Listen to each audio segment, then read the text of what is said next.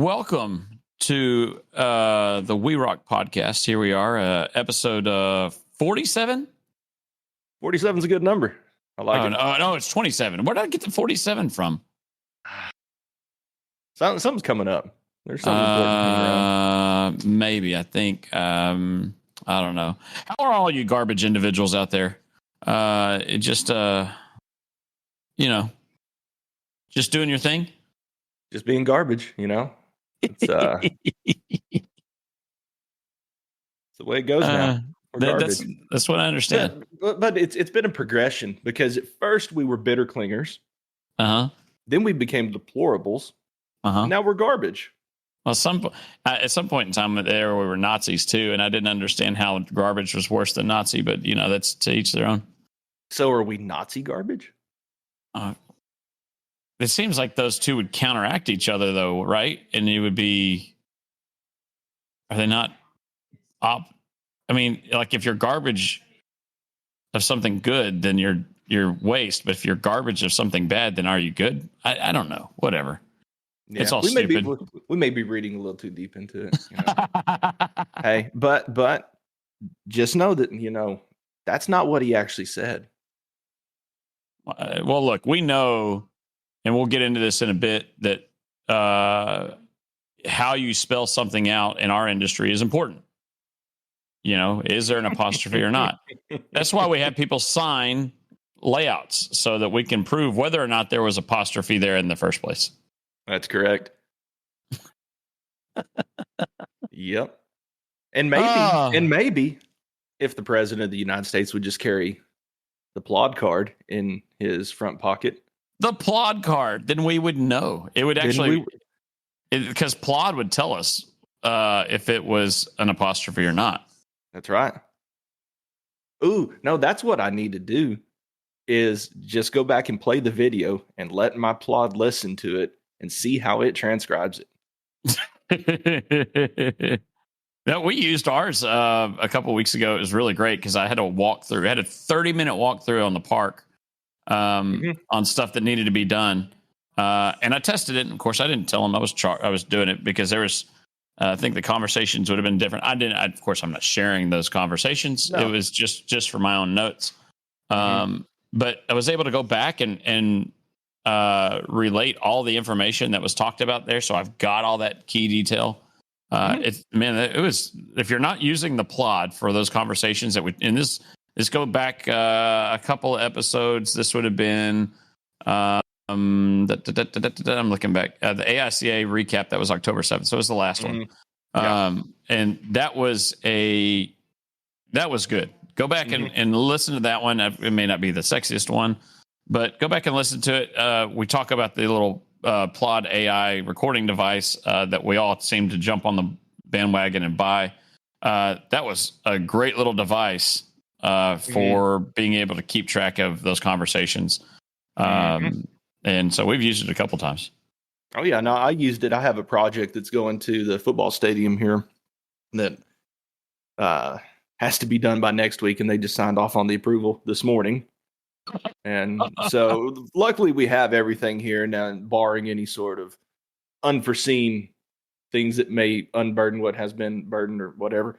We should be on track with it. But last week, whenever I sat down with them, they came in, we looked at the stone, went over everything, and I just had it mag attached to the back of my phone and just laid my phone down and recorded the whole meeting. And I did the same as you. I didn't tell them it was being recorded.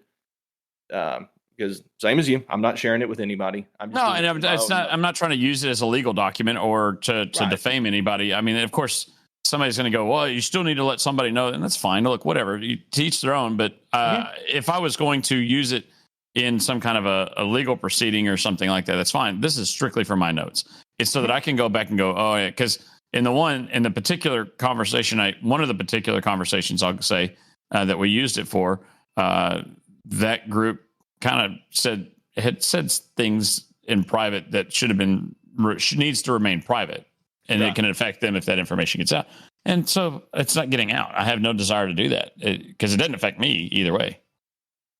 You're not going to have a special blog post on your website to where you start putting the notes of every conversation you have with every individual. Correct. You know what Steve Smith said? Let me tell you. No.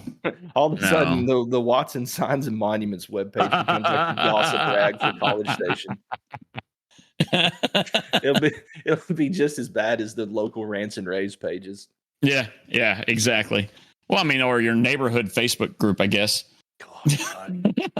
Man, you want to lose faith in humanity, start reading those pages to where people rant on a business or ask, why is there a helicopter flying over my house? Like, because they fly, lady. I don't know.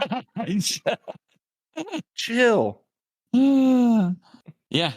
Well, there's a new one born every day, and then the older ones are training the new ones. So it's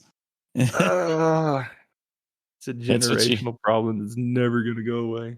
No, and honestly, the truth of the matter is, the easier we make things, the worse this gets. Right, the more technology we have to make our lives so much easier, the less people are dependent upon themselves to actually, I don't know, do a job. So. Well, and going back to what one of our main topics of the discussion is going to be today, talking about what people sign, the contracts they sign, the disclaimers, things like that. And you and we spoke previously about this, and we talked about how we're always constantly editing these things because there's always that new situation that you have to cover yourself on. But it still doesn't matter. You have them sign the black and white. Yep. And they're still going to say, that's not what you said. It doesn't matter. But see, that's the deal. Right. Is if you have it signed, it doesn't matter what was said. It because you can't, unless it's recorded, you cannot guarantee what was said. But you can guarantee what was signed because I can show it. And that's where that becomes a problem. It is a thing. You know what? Let's go. We just jump right into that since we're already going down this bandwagon. We'll talk about the workshop later, I guess. But I mean, that's really kind of what things are. Is what are you having your customers sign to prove what you're going to do? Because that's a huge deal to verify what you sold, right? So, like you and I were speaking a little while ago, you've covered your bases a little bit better than I have. I have just 2 documents that they sign. One of them, of course, is being the layout, and of course, it has its own language. And then the other one is more or less just for the contract side, talking about the financial transaction. It also lists that, we don't include future engraving work for dates of death, things like that. But it's pretty standard boilerplate stuff. But, and of course, we'll get into this here in a minute, but I'm going to adopt that other form that you're having people sign. Yep. Well, the CYA form. Right. Yeah. And all of my stuff has been adopted from watching other people go through the same things, right? You go, man, I've got to find a better way to do this. You start asking questions, and then those questions build my own forms for those things. And it was a couple of years ago. I'm trying to remember which AICA it was, but one of the AICAs, they said, "Hey, everybody, bring your contract or what you have customers sign, so that we can all kind of show and compare." And I'm trying to remember, like in my mind, it wasn't San Antonio. It may have been in Maine, but we all showed up, had our contracts, and there were still a few people that had like the triplicate form, push hard. It's in triplicate. And I'm only about a year removed from the triplicate form. And my reason for never going, this is if you ever wonder why I never did the triplicate form, it is a really simple thing. My mom says that I'm cheap. I say that word is dirty. As an Eagle Scout, I say that I'm thrifty. So I didn't want to buy a box of contracts that are pre-printed and then end up having to throw them out because I didn't like the way it was worded, or I didn't use them all, or whatever. And so each time you buy a new box of contracts, if you're buying the triplicate form, and depending upon the amount, and of course the printer you're using, you're looking $300-400 just to buy some paper. No, I'm not doing that. that the front is the only copy that looks good. Mm-hmm. Because by the time you get to that pink page on the back, if you're not using the right pen, you're not pressing hard enough, it's barely legible in some instances. Mm-hmm. You know what works just as well? A copying machine. They are handy. Yeah. That's right there. That's a overpriced Xerox machine that does it's not the inkjet, it's the laser jet. Yeah, no, don't run an inkjet. Inkjet's trash. No, yeah, it's that's that. The reason we do that is because the presentation, the toner shows up. The paper isn't soaking wet whenever you give them the layout. Right, and it's not curling up. is that an I or a T? I can't tell. The paper's all wrinkled. Now, do you own your printer or are you leasing your printer? We used to lease, and I leased for Janine. Do you remember how long I leased that printer? Well, it was like 7 or 8 years, right? Yeah, so we leased it for like 7 or 8 years or something stupid. Mm-hmm. And it was to maintain the whatever. And then I realized at some point in time, I go, hey, wait a minute. I could have just spent the $3,000 and bought the thing instead of what I've spent. I've spent that 4 times over at that point. Right. And so we just bought it. Mine is a lease with an option on it at the end. Mm-hmm. You can either upgrade the machine and just continue the lease, or you can just buy the machine outright. But of course, during that time, I'm not on, of course, you're paying for it in your monthly lease charge, but I don't have to go out and buy toner and whatnot. I just call the local print shop here and say, hey, I'm low on toner, and they'll send somebody out. And we did that too. It was one of those where we were getting, we would get some kind of deal, but we weren't going through the amount of toner enough to justify it. So like I got you know me, we went over this about the stencil cutter. And whenever I was doing that, I got into the nickels and dimes of how the math worked. And I was like, no, I'm losing money hand over fist. So now the machine's paid for and we've got to buy toner, I don't know, every 6 months or something like that. It's easy. We've got some company that's discounted that when she buys the toner, she buys the whole thing. And then they send us like a 5-pound bag of M&Ms on top of that. So it's, okay. Then you have a 5-pound bag of M&Ms. Diabetes. Yeah. There you go. Diabetes. Yeah. So we have 3 different forms that we have our customers sign. We've got our regular contract, right? Mm-hmm. Our regular contract goes into the details of the price and sizing and finish, right? That's the worded thing. So it has the customer's name. Y'all can't see this, but you can. Okay. Awesome. And so, like, for instance, is that coming out of QuickBooks? This is out of QuickBooks. We built it through QuickBooks so that it's consistent all the way through. And you can go change the text down at the bottom of the thing if you need to. But ours, we adjusted QuickBooks so that it doesn't read it as an estimate. It reads it as a contract because that got confusing. And so it has, like, this one in particular says it's a Keystone Blue single SERP top tablet.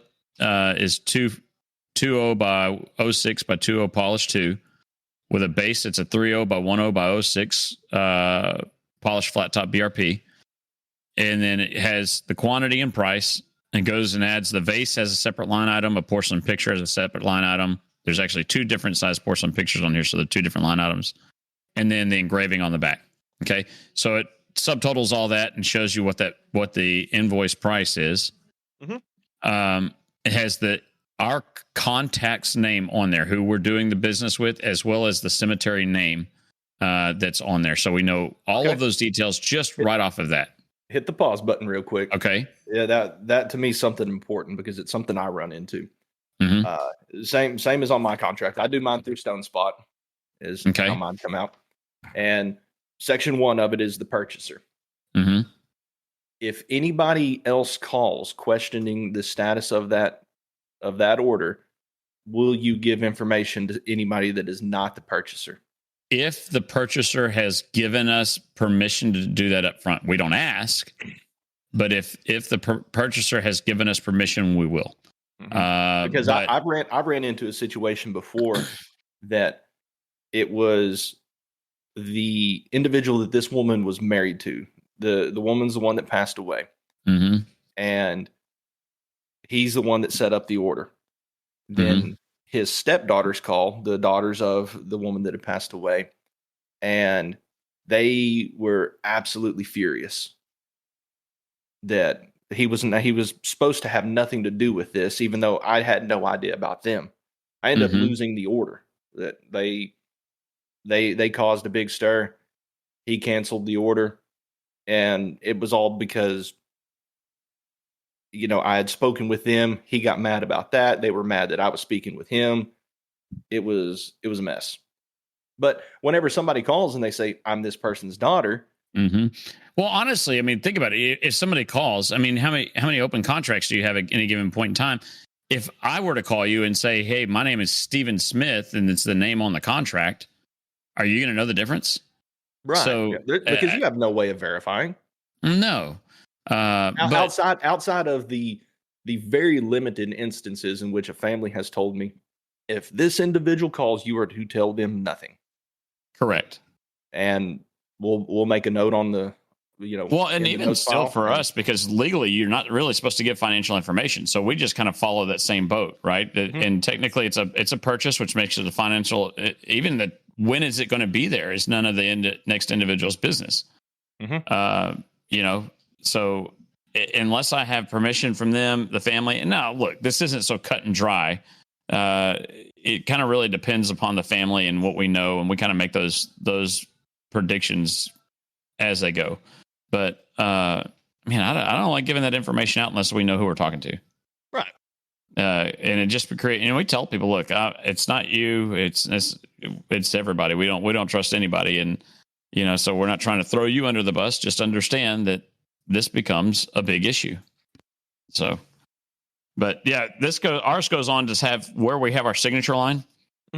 Underneath there, it reads, I, the undersigned, agreed to purchase the above descripted products at the above estimated price.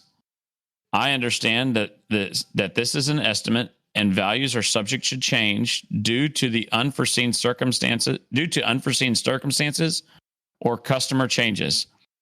I am aware that the product that I am purchasing is a natural material and the colors may vary from the samples I have seen.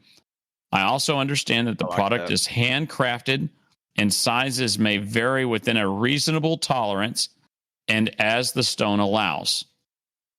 I agree that if I decline the product at any point after signing this approval, I will be subjected to 50% of retail restocking fee as long as the stone has not been personalized. I understand that once the stone has been engraved and personalized, it is no longer subject to being restocked. I, the purchaser, assume all responsibilities for said product and its cost. I also understand that Watson Signs and Monuments will not engrave, release, or install any products until payment has been made in full. Okay. So we try to cover most of our bases with that statement. That's good. And hearing that, there's something I'm going to add into mine, but of course, mine. Well, what is it? What do you like at it that you're missing? The restocking. Just this morning, and you and I talked about this a little while ago, that we had a lady call this morning and wanting to know why the headstone hadn't been set yet. And on this particular order, we told her 6 to 8 months, and we were just about to cross into 6 months. And she told Ronnie on the phone that she wanted her money back. And Ronnie talked her down a little bit, but she was still pretty upset. So I got on the phone, went over a few things with her, and long story short, the headstone's going to be delivered to us this next Tuesday, probably. And I let her know that, and she's better, Yeah. But in that instance, I had nothing to say that, because one, we specifically ordered this stone for this individual. It's not just a run of the mill piece. Mm-hmm. I had no legal document that insulated me to say that, hey, I'm not giving your money back, because we're right here at the cusp of this. Yeah. Well, so we're in the same boat with another one, and I think I kind of talked to you about this one before, where we have a family, and this kind of goes back to the same even part of the financial. What do you discuss? We have a monument we sold to a family where the person whose name is on the contract is not the individual who paid for it. So what we're running into is that the individual who paid for it has been going, it's taken too long. It's taken too long. Well, it might have taken a little bit too long, but that's covered under the other document we have. Mm-hmm. And the stone is here. Well, she wants her money back. And it's a custom shaped stone, completely custom. Stone's here on the property. Mm-hmm. Sorry, you signed a document saying you understand that if it's customized, Correct. then you own it. Mm-hmm. And so now she wanted it. She wanted it installed. Stone's here. She was going to order it somewhere else and wanted her money back. But I would need a cancellation from her mother, not from her who paid for it. Correct. Because that's who I'm contracted to. Mm-hmm. But beyond that, it's not paid in full yet. So I can't even engrave it. She's sitting there trying to figure out, well, I want my money back. No. So truthfully, she could walk at this point in time. Fine, my stone's covered. Mm-hmm. I'll never sell that rock because it's just too weird of a shape. I could probably sell. You can't sell that in your area. We'll discuss that in New York. There you go. But no, we haven't heard from her in a month. Stone's been here over a month, and we haven't heard from her. And so I pick what the scenario is. Likely money's tight, something like that. I don't care, but don't come try to beat me up over something that you agreed upon. It is what it is. Right. So on mine, and let's see if you're gonna take anything from mine, because I'm already taking from you. But it says it's agreed that the title and ownership of said monumental work shall be vested and remain in said Austin Stone Monument until entire purchase price has been fully paid. It is expressly understood and agreed that in the event of the default of said purchase price, that Austin Stone and Monument may repossess or take possession of said monumental work and remove some from the cemetery or other place where erected.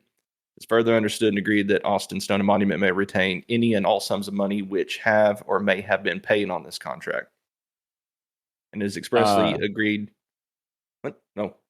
It is expressly agreed that the failure to pay the purchase price or any installment when due shall, at the option of the owner and legal owner and holder of this contract, shall mature the entire indebtedness evidenced by this contract. And it is further expressly agreed that should this contract be placed in the hands of an attorney for collection or collected by suit through probate, bankruptcy court, or by legal proceedings, that a reasonable amount shall be added for collection of attorney's fees. This contract contains the full agreement of the parties, and no other provisions or promises are to be implied or to be considered a part of this contract unless the same is in writing signed when the parties hereto. This contract does not include future engraving work. And then also, since we use StoneSpot, approving this contract through StoneSpot is tantamount to a signature and will be treated as such with all the obligations that are understood of a signature. Yeah, and I don't go into that aspect of it as to the digital approval, and mostly because it's done so much now. You can do that whether it's purchase a house or a car. Legal documents are now all legal, even within the courthouses and stuff like that, are signed digitally now, so right. it doesn't matter anymore. It's kind of assumed at that point in time, and that would hold up in court, I believe. The only thing that in yours that I think I would be interested in adding, but I could never actively use it, would be the repossession of the stone. Right. And I think that's more of a veiled threat than anything. Correct. And that language, it's not something that I came up with. I just used another monument company's contract, and whenever I got started, and that was the language they had in it. I don't remember who it was, but and Perry Giles would know. I need to reach out to him because he and I talked about this before. There was a shop in Texas who repoed a stone for lack of payment. Now I'm sure they waited a while or whatever, but they repoed a stone from the cemetery, got sued for desecration of a grave, and lost their business. Yes. For one, went out of business for it. For one, you should not be putting yourself in the situation to have to repossess a headstone. Hang on. Got it. No, yeah. Because it has happened in the past that, of course, we had our own little set of issues here that things were not tended to in the way that they should be, that headstones did go out to the cemetery that were not collected in full. And of course, and even still, like that's a potential mistake too, right? I mean, like don't get mistaken in that you can't just, we always do it this way. Like, it could easily be something where there was miscommunication with inside your office when you've 100%. Got a staff and somebody picks up a stone, goes to install it because they know where it goes, and it's in this list, and it accidentally got put in the list, and it wasn't paid for. There's a whole slew of things. So there might be a potential for that. But man, we do what we can to avoid those scenarios. It's just our policy now, and we've been really good about sticking to it, is that we will not, that if you put a deposit down, half pay, whatever it be, that we will let you know whenever we do have the stone here at our shop. But we will not proceed with any engraving until the price has been paid in full, because once it's engraved, it's theirs. Right. Yeah. No, I mean, that's once you've got names on it, what are you supposed to do with it after that? So now I think I know the instance that you were talking about that one monument shop that did repossess a headstone. I was in Dallas at the time whenever this news story aired, so I watched it on their local network. I was in Dallas to get my crematory operator's license, and my dad and I, we sat in the hotel room and watched it. And of course, the news story opens up, and it's this family standing out in a cemetery next to where you can clearly tell a headstone. It was like a 4-foot flat marker. You can clearly tell where the headstone had been, and it was the grass back. Gosh, they were sitting there crying and talking about how terrible it is that whenever they come to the cemetery now, that they do not have a physical spot out there to, connect with their loved ones. And it was this long drawn out story. And of course, whenever the news crew reached out to the monument company, the monument company declined to. And that's a bad look too. It's a bad look, but you're in a no-win situation. It's you versus a grieving family in the court of public opinion. Yeah, so it's just better not to put yourself in the position. But I think and this is where I have a bad rub with a lot of news organizations, is they're wanting to frame the monument company as the bad guy in this, not the family that refuses to pay. Which is why you got to protect yourself. And that's what all this documentation stuff's about. And that's why I say, like, I like the language in there as nothing more than a scare tactic. It would be nothing that I would ever use. Like, meaning I would use the language, but I would not use the luxury of doing that or the ability to do that. Well, another reason, and it's the beginning part where it says, until this contract is fully executed, whatever, that ownership of this product remains with Austin Stone and Monument. Yep. So if you are one of those monument companies that you live close to a state line somewhere and you are crossing into a different state, I've been pulled over by DOT officers in my monument truck before. And of course, I've got a DOT number on the side of the door, but they were saying that I needed a motor carrier's license, or a motor carrier number. And I told them I'm not hauling goods for other people. They said, right. Yeah, but those belong to other people. And I said, well, it's not theirs until this entire contract's been executed. And Of course, I still don't have a motor carrier number, and I'm not going to get one because until that is in the cemetery, it's mine. Yep. Yep. So no, and that's all that, all those little odds and ends and minutia that protect you is important. So, I mean, even down so this is our other document we use, which is this is our layout. I've got 3 different boxes on here. One's just a copyright stuff. It looks really cool. Yep. And Austin stole mine. It wasn't copywritten. No. So on mine, we've got 3 different boxes on there. Yours is probably very similar. There's the copyright box that says this design and layout is the intellectual property of Watson Signs and Monuments. All rights reserved, and any use of this design must be done with the express written consent of Watson Signs and Monuments and its partners. Okay. The next box says important. Delivery times on all custom shapes and stones cannot be estimated until signed approval is received. Super important, kind of like in your situation right now, where they're trying to say this is when things are. Man, I can't. There's no way, if you haven't approved a shape, there's no way I can even begin to sit there and say when it's going to be there. It's just not going to happen. Yeah. One, the timer does not start ticking until that is bending. No. And if you notice on mine, that's written in red. It's written in red to stand out. Those are the words of No, they're not the words of Jesus. That sounds blasphemous, and it's how you end up in trouble. It's there in the red lettering, It's in the red lettering. So the box that I have the family sign says, please review this design and lettering and make any changes necessary. If no changes are needed, please sign and return. Please note all dates, burial directions, traditional and not or non-traditional, and those are written in all caps, and spellings. Watson Signs and Monuments in the caps will not be responsible for any misspellings. Do not sign if you are making any changes. By signing this layout, I, the undersigned, resume all responsibility for layout, spelling, and dates. I also agree that after signing this layout, no additional changes will be made unless otherwise noted.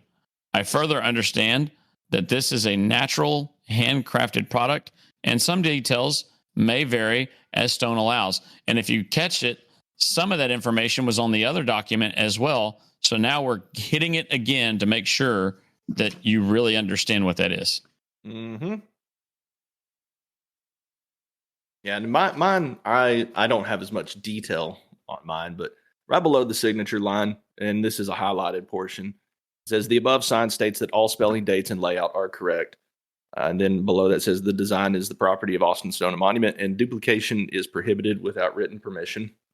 Mm-hmm. I have the same text on there that says about delivery times cannot be estimated until signed approval. And then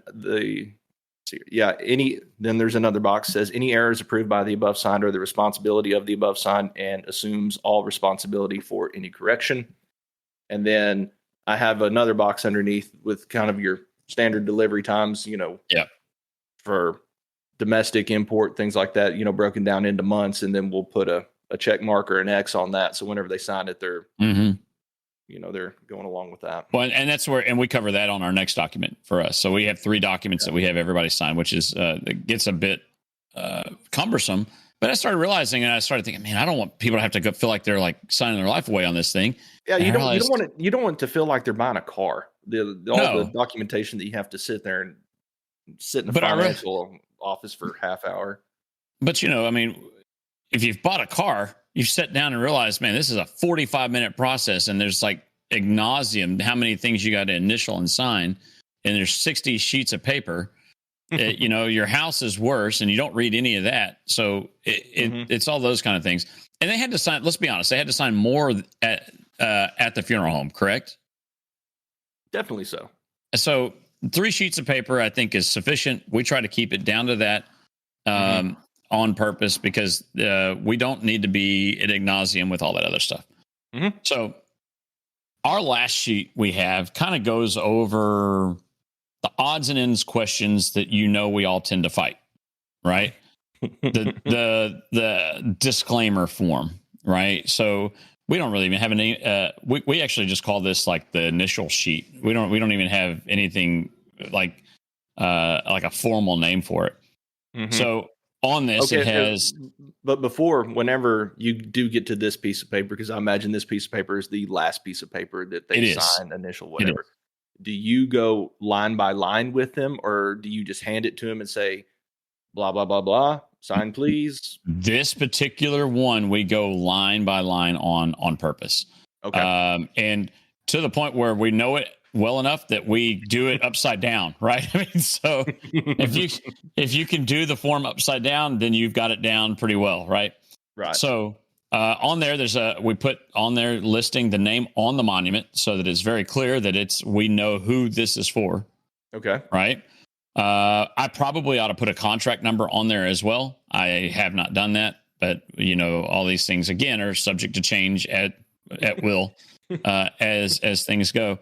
Janine, open word. She's sitting back there listening. She's probably shaking her head at me, going, "Why are we changing this again?" So, but the first thing we have. So what you're looking at is, think of it as because y'all can't see it. It's just a bullet point form that has the you can do it as an outline or whatever. Each bullet point has a line for them to initial next to, and then it has the information. So on each one of these lines, there's 8 lines, and each one of them has something to initial.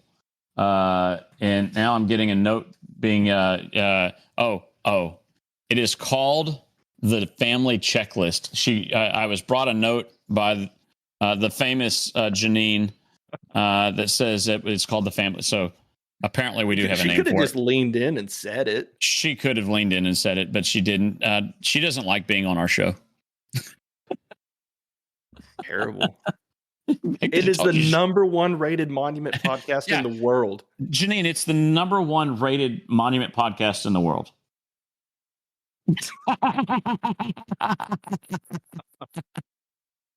Was that clapping as a congratulatory clap? Or was it... I think it's just as good as a pat on the back. Whatever, whatever makes you happy about it, I guess. Bless your heart. Okay, so this says I've got 8 little items on here, and then I've got a paragraph below, and it says initial below, and each one has its own thing. So the first line says estimated time of completion, right, and then a blank for what that time period is.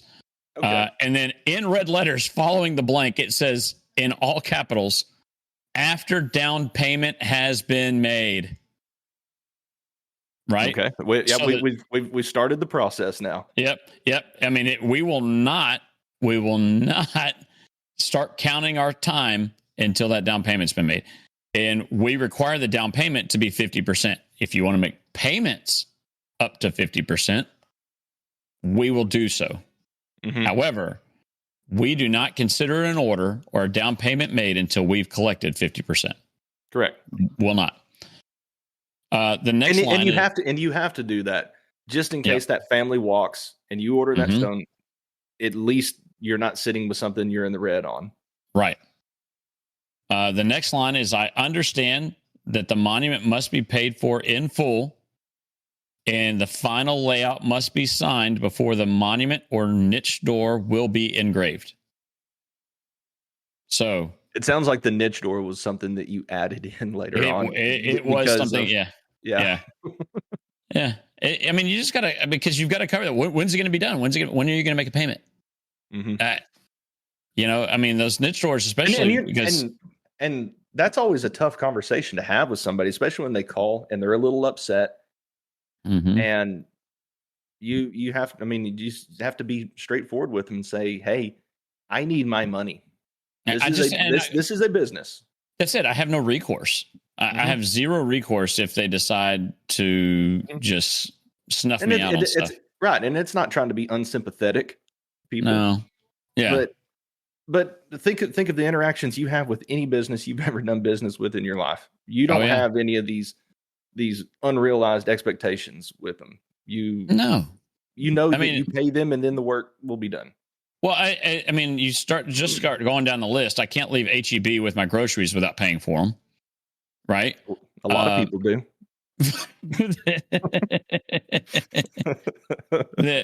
If I ordered, let's say, heck, if I buy something on Amazon, I got to wait for it to get shipped to me, right? But they're not going to ship it until it's paid in full. Jeff Bezos. I know. Best Buy is as bad. Walmart online is as bad. Unless the only way you get away with it at Walmart is if you run out the door faster than the guy at the door can catch you with his walker. So that's. But I mean, heck, the gas station they want to know that you're going to put your credit card in. You can't go. It used to be that you could pump your gas and go in and pay cash. Remember that? Yeah. Oh yeah. You can't do that anymore. If you're paying cash, you got to go prepay. Too many people run off. So they want your credit card and they're going to put a hold on your credit card for more than you're going to pump. At least I can say I'm old enough that I can remember pulling up to some of those smaller gas stations and you take the pump handle off and, click the switch on and the pump immediately came on. Yep. Yeah. I mean, don't get me wrong. I enjoy not having to walk in there to pay for it, but it's yeah. It reminds me of one of those memes I saw and it's true, that talks about how much people hate face-to-face interaction because we're so conditioned to, communicating through a screen or through keyboard or something like that. That it said, if I ever pull up to a gas station and it says, please see cashier, I'm leaving. I'm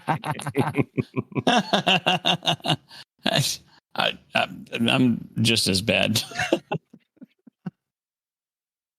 Yeah.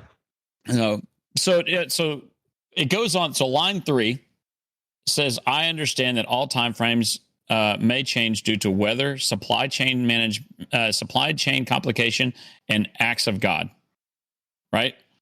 So those are all things outside of my control. Right now, we're doing. I need to post a photo, but we're engraving names on the veterans wall. And we should be done hopefully by 2:00. Hopefully. Okay. And the reason I say that is because we got rain coming, and it looks like if you look at the forecast right now, it's rain all the way up to Veterans Day.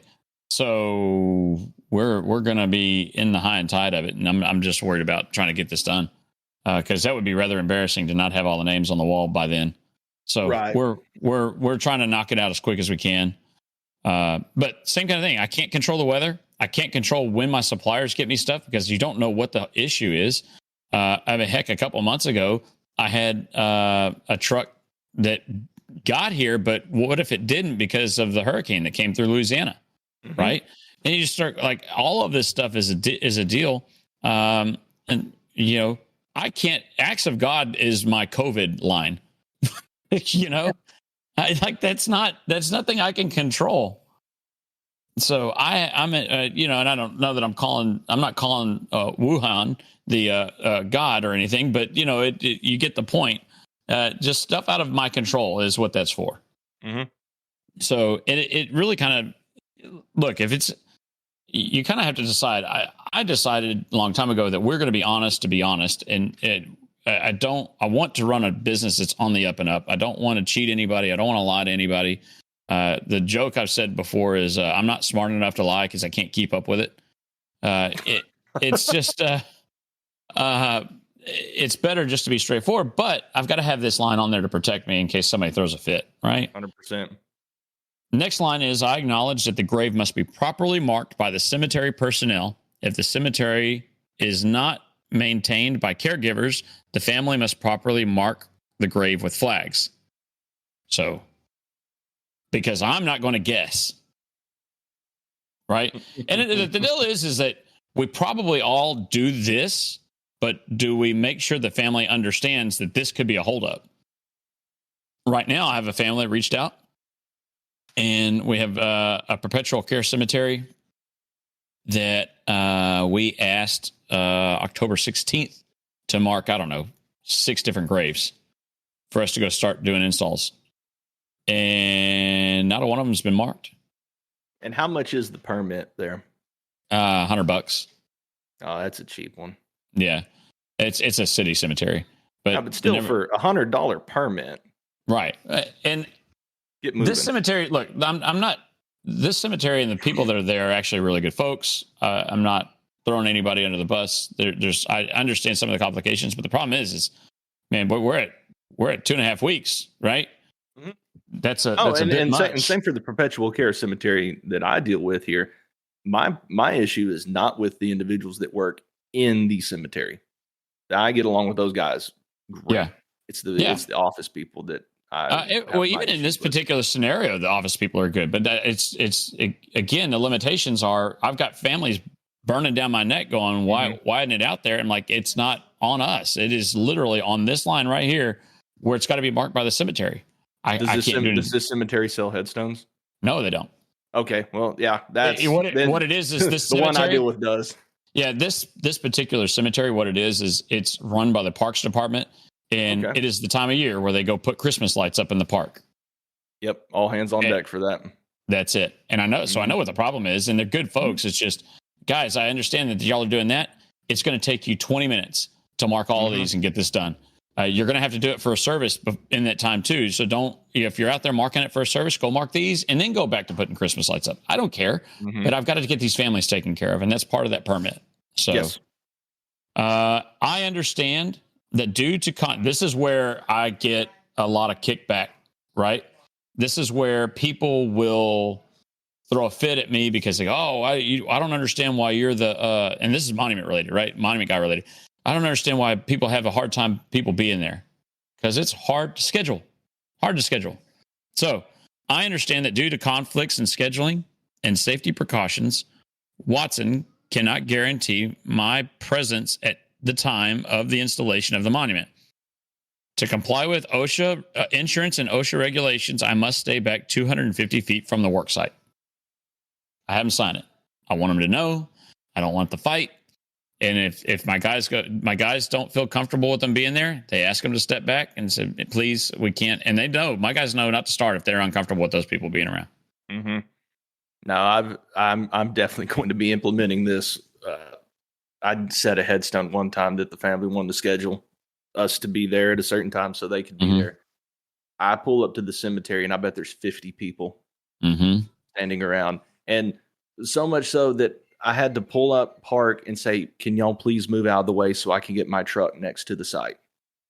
And they acted like as if that was an inconvenience. And I finally get everything going, get my crane unfolded, and I turn around and there's people standing on the bed of my pickup. Oh my gosh, no. And you got to stop and say, please get back. Please stay back. Like I don't want to have to stake off the cemetery and put caution tape up. Then all of a sudden it smelled like there was a skunk in the area. It's kind of weird. Didn't see a skunk, but I smelt one, Man, were you in downtown Dallas or, Those skunks are known. That type of skunk is known for being in very urban areas. And I'm starting to think it was something else because whenever I finally, finished, got the truck packed up and started to leave, I was hungry. Weirdest thing. For like Cheetos or something. Right, yeah. Like Mountain Dew and some Doritos or something. All right, next, line 6. I have fully read the terms and conditions of the contract. I have approved and signed the contract of the monument for the monument or niche store. So basically, this is a secondary to cover that they have signed the initial contract, right? Yes. They've signed the initial contract. Now I have a backup showing that they understand that they signed the initial contract. The next one's the same thing, but for the layout, right? So I have fully read the terms and conditions of the layout, and I have approved and signed the layout for the monument or niche store. Okay. Cut and dry, nothing to it. Line 8. I understand that any future engravings are not included in the price of the monument or niche store. Mama said you'd do it. Oh, she didn't. If she did, she lied to you. I hate to tell you. But everything was included. Yeah. And here's Mama's signature right here. Well, so, Mama's wrong again. Mama said that Marmalade.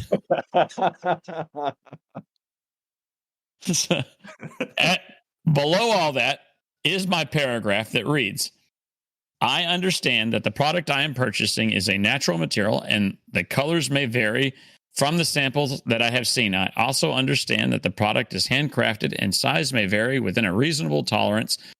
And as the stone allows, I agree that if I decline the product at any point in time after signing this approval, I will be subjected to a 50% of retail restocking fee as long as the stone has not been personalized. Is this starting to sound a little like deja vu? There's a reason for that. As long as it has not been personalized, I understand that once the stone has been engraved and or personalized, it is no longer subjected to being restocked, and I, the purchaser, assume all responsibilities for the product and its cost. I understand that that if 25% of the remaining balance is not paid within 6 months of the monument arriving at Watson Monument, I will be charged an additional $75 a month in storage fees, not in interest, in storage fees, until the monument is paid in full, unless an agreed upon plan is made with Watson Monument ahead of time. I also understand that Watson Monument will not engrave or install any products until the payment has been made in full. So it reiterates what was signed on the original contract, right? And then adds the situation about storage. The reason we don't do interest on it for us is because you have to follow what the national rate of interest is when you do that. And I don't want to spend the time doing that. So you've got to look it up each time. You can compound it daily or monthly or however. It's just easier math. Yeah. If I'd say, look, at that point in time, it's a $75 per month. And fortunately, we haven't really had to hit it since we've implemented that. But at some point in time, we will, and we'll start going, hey guys, y'all haven't paid for this. What's going on? We need to get this all taken care of. On some of those, when we talk about unless other things have been agreed upon, we have families that are coming in they've asked up front, hey, can we have a layaway plan? And we go, yeah, not a problem. We will discuss that. And those are the ones where when we do a layaway plan, we tell them we still won't engrave it until it's paid in full. But we want you to, it depends on what it is. Most families, it's you need to come in and make a consistent payment monthly or weekly or whatever we set it up as.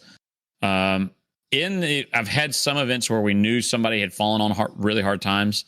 And in those, what I had done is I said, look, I will set it up on a monthly payment plan. And if you can't make that month, I'm not going to judge you. Right. But I need you to maintain communication. If you start to ghost me, I will start to charge storage fees. Yes. I will not think any ill of you. If you can't make that payment, that's fine. But I need the communication to know that you haven't forgotten us. I had one lady that she put half down for the order, and it was nothing too big. And she said that she would pay it out, but she lived on Social Security, and that's all she had. Yep. And I said, that's fine. Just whenever you're ready, just pay off the other part. And it didn't never turn into the other part. It turned out it was a $20 check once a month for, it was like over a year. Just, but I mean, those are the things. But like you could set to the day whenever you knew that check was going to be there. I mean, she was good about honoring her end. It just took a long time to get those are the ones where like it's bittersweet. I look at it two ways. I'm not judging that individual by any stretch of the imagination. I'm happy to help them. Right. Please, and like I'm absolutely happy to help them. And because I know that there's going to be some of those families that are just hard up and that's all I can do. The other side of me goes, when you have payments come in like that for over a period of time, you did not make money on that monument. No. And you go, well, the numbers show, no, I mean, that you did not make anything on that monument because how long it set, how long it took, and the increased cost of doing business over that period of time. They're just counted as a loss, but don't count it as a loss going, oh, you helped somebody out. You helped somebody out who needed it. And that's where your value is at that point. So there are a few other things that we'll end up adding over time. And actually probably need to go back and add to it. One of them is we've got a couple monuments now. We hadn't figured out what to do with or how to word this yet, but something about we'd sold some monuments. They've paid 50%. I think one of them paid 75% of the monument. Okay. And we haven't heard from them in 3 years. We've reached out. Haven't heard from them. So stone's there. It's sold.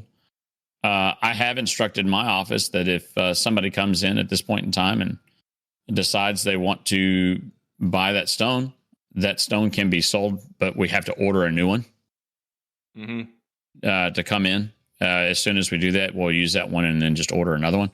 But I don't know what else to do. Right. So those are things that we're going to kind of go through and make adjustments to. But that's, I mean, look, for contract stuff, that's the important stuff. Now, on another day, maybe we'll talk about the big contracts that we do and how we do those. But those are problematic for us as well. Right. So, but no, I think having your contract stuff well written and planned out is important. If you're not doing that, read over it. If you really want, you can send it to me. If I have time, I'll read over it and look at it and whatnot and tell you what my thoughts are. But just to help you out real quick, I've gone to the well here. Chat GPT. And I asked it, I said, how would I word in a contract to prevent against someone ordering a product from me and making a down payment and then not making any payment or contact for several years? Okay. And there's it says set up a payment schedule, stuff like that. But this one, delayed payment consequences. If the buyer fails to make a payment within specified time frame of the agreed upon schedule, the following terms shall apply. The order will be placed on hold until payments are brought up to date. After a specific time, such as 12 months, whatever, insert whatever you want, from the initial payment without further payments, the buyer forfeits any claim to the ordered product and the seller reserves the right to cancel the order.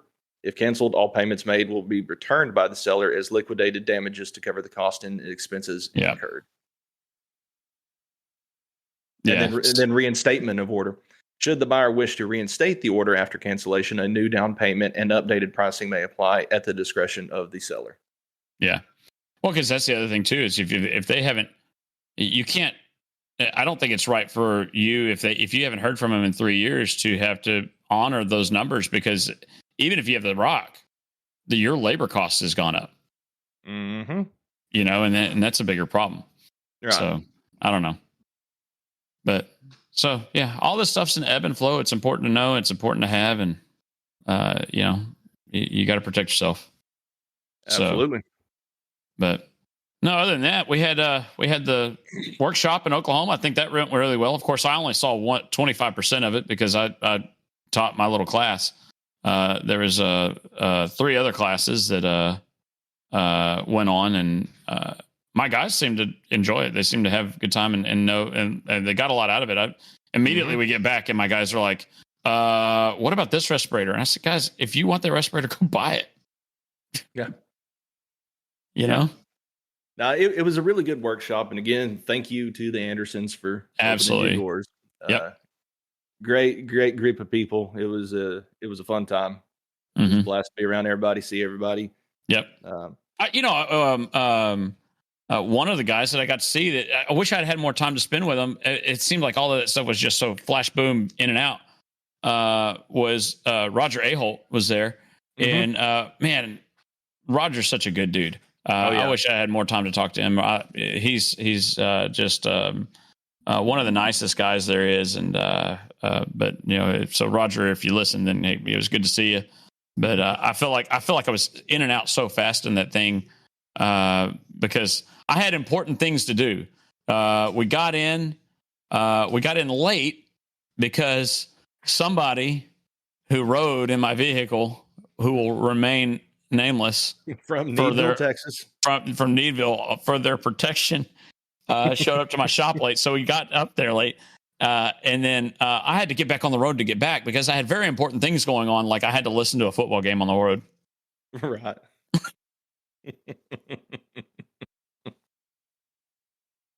So no, it was, but it was a really good, show, and I had a good time, and it was good to see everybody and do our thing. So I hope everybody got something out of it they could take home.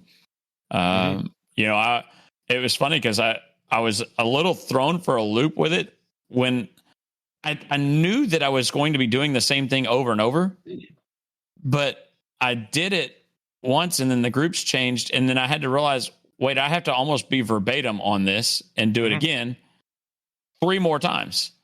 And then at one point in time, one individual had come through my little deal like 3 times. And so he showed up in like the second one and went on to the next one and realized he didn't want to do the next one. So he came and then he stayed. So I didn't realize that the group changed because he was still there. And then I'm going, wait, did the group change? And he said, yeah. And I go, oh, yeah. Start it up again. So, but no, it was good. I had a good time, and I, daggum the Andersons got me up there, and I taught, and then all of a sudden they had me buying rock up there while I was there, and just like this seemed like this was a scam to get me to spend money. It's it's like next thing I know, I'm going to start getting texts from them about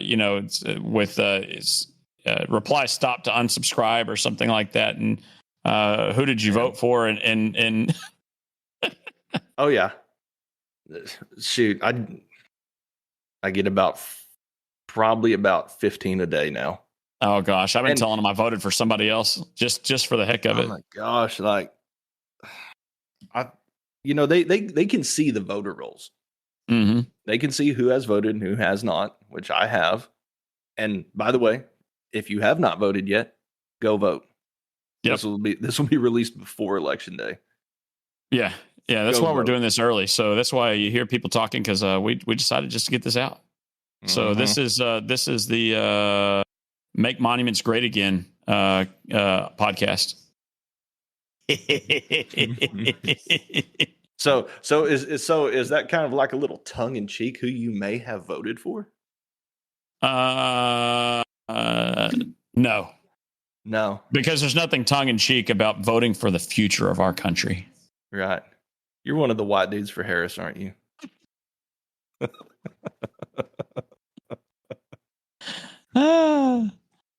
So no.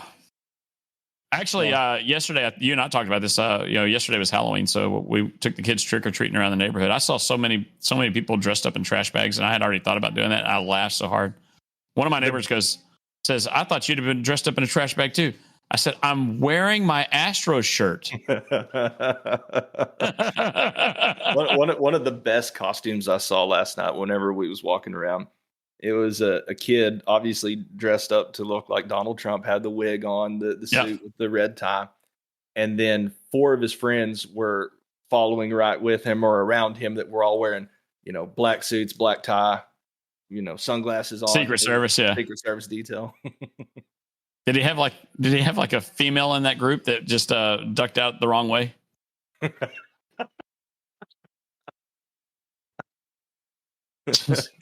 Just a question. Right. No, didn't see her. So, but no, I think that's about it, man. It's that's kind of all we got going on. Just stuff coming up. We've got MonuCon coming up still. MonuCon's next, which is going to be good. And actually, I think I'm gonna try and get Joe Casera back on before we do the next one, or on the next one before Thanksgiving.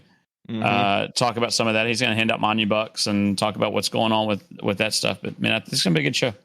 Right. So and then after that is MBNA. Yep. And somewhere, I think that's after that, somewhere in between there is it? Wait, is it? Yeah, it's MonuCon, MBNA, Hard Rocks. Yes. Boom, boom, boom. A lot going on. Yeah. So, yeah. Enjoy your Christmas time, because that's all you're going to get, and then it's back at it, man. It's gonna be fun. But baseball's over. We don't have that anymore. So speaking of baseball, what was your thoughts and feelings? Your hot take on the World Series? I think I told you this. I wanted both teams to lose. I wanted both teams to absolutely lose because I hate both of them. You know what? It was pretty clear. I'm a fan of Freddie Freeman. He's gone through a rough year. I think that I was kind of like that. If everybody else can lose, yes. If everybody else can lose, but Freddie Freeman win, I'm down. And then, of course, the icing on the cake was him being the MVP of the World Series. He had an outstanding series. Yes, he did. He rocked it, and good for him, man. Just the class act of a guy. Especially with the year they've had, it's awesome.